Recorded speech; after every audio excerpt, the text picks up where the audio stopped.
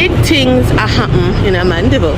So at Sovereign Center, Progressive Grocers, or Shoppers Fair, there will be an escalator. And why is this such a big thing?